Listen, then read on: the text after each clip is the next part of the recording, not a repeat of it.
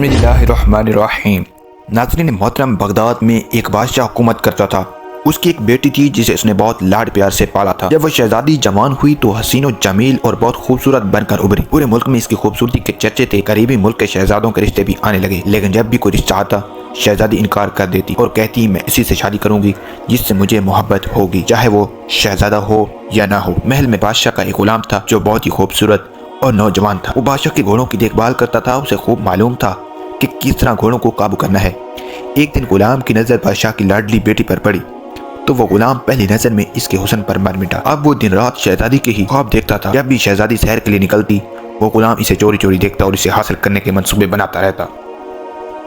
एक दिन इसने अपने दोस्त से कहा, मुझे बादशाह की बेटी से मोहब्बत हो गई है। जब से शहजादी को देखा है मैं इसका दीवाना हो गया हूँ। शहजादी को बिना देखे मुझे चैन नहीं आता। तुम ही बताओ मैं इसे कैसे हासिल करूं। दोस्त ने कहा, तुम पागल हो गए हो। अगर बादशाह को पता चल गया तो जिंदा जमीन में गाड़ देगा। ये बात तुम खूब अच्छी तरह से जानते हो। दुश्मनों को किसी कैसी अजायत नक सजाएं देते हैं, लेकिन गुलाम पर तो शहजादी के हुस्न का बहुत सवार हो चुका था और वो इसे किसी भी कीमत पर हासिल करना चाहता था। इसने तय कर लिया चाहे कुछ भी हो जाए, चाहे बादशाह मुझे ज़मीन में गाड़ दे या मुझे ज़िंदा जला दे, मैं इसकी बेटी से ही शादी करके रहूँगा। एक दिन शहजादी को घोड़े पर सवार का शौक़ हुआ।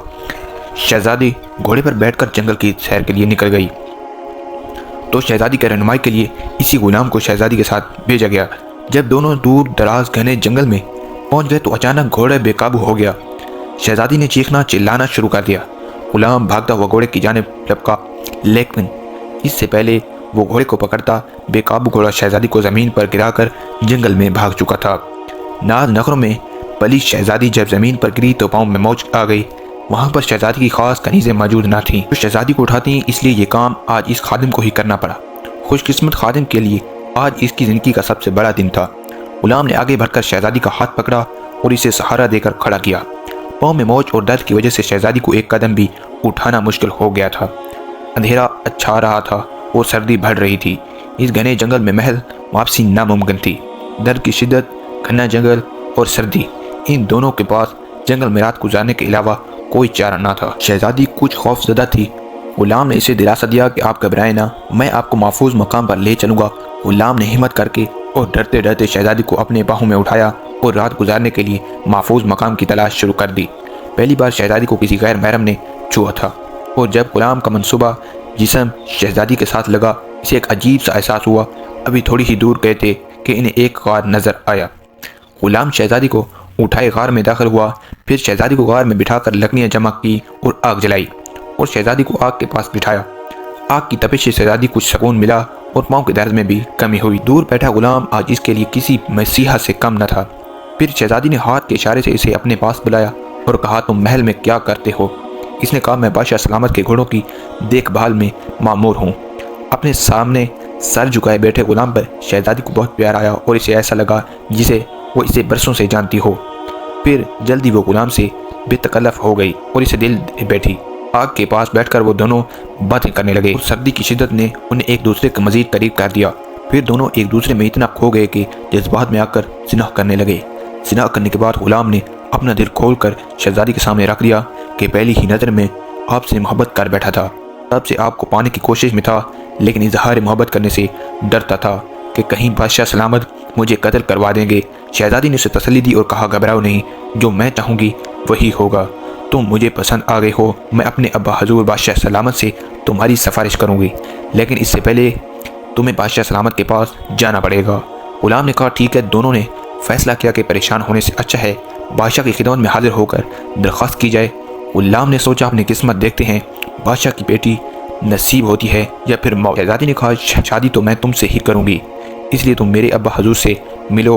वो गुलाम आगे सुबह शहजादी को लेकर महल में आ गया और शहजादी को लेकर बादशाह की खिदमत में हाजिर हुआ। बादशाह ने गुलाम के हाजिर होने की वजह मालूम की तो गुलाम ने घबराहट में सारा वाक़या सुना दिया।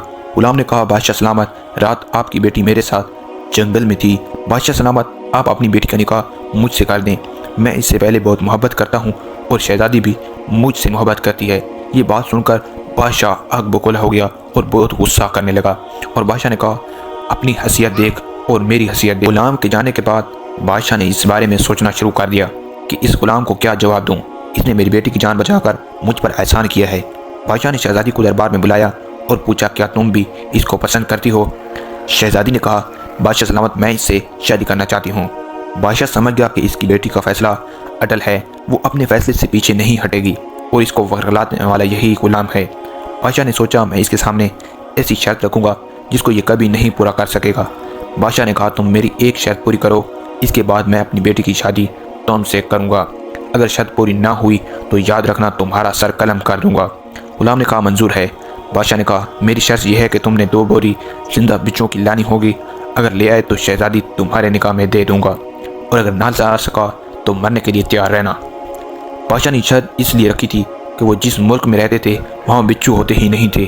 بادشاہ نے کہا آپ جاؤ اور شرط پوری کرو۔ غلام پریشانی کے عالم میں گھر آیا۔ اس کے باپ نے جب اپنے بیٹے کو پریشان حال دیکھا، اس نے اپنے بیٹے سے کہا بیٹا تم اتنے پریشان کیوں ہو؟ غلام نے اپنے باپ سے کہا ابا حضور مجھ سے بڑی غلطی ہو گئی ہے، میں شہزادی سے محبت کر بیٹھا ہوں اور شہزادی بھی مجھ سے محبت کرتی ہے، میں نے بادشاہ سے شہزادی کا ہاتھ بھی مانگ لیا ہے۔ جب غلام کے باپ نے اپنے بیٹے سے جنگل کا تمام قصہ سنا تو پریشان ہو گیا اور اس کے سرزش کہ تم نے شہزادی سے زنا کر کے گناہ کبیرہ کیا ہے، تمہیں ایسا بالکل بھی نہیں کرنا چاہیے تھا۔ غلام نے کہا گناہ تو کر بیٹھا ہوں اور بادشاہ کی شرط بھی قبول کر لی ہے کہ میں 2 بوریاں بچوں کی بھر کے لے آؤں گا، اب آپ ہی بتاؤ مجھے بتائیں کہ میں اپنے سارے بچوں کہاں سے لاؤں؟ غلام کے باپ نے کہا تم شام کو مجھے ملنا، میں تمہیں بتاؤں گا کہ بچوں کہاں سے ملیں گے۔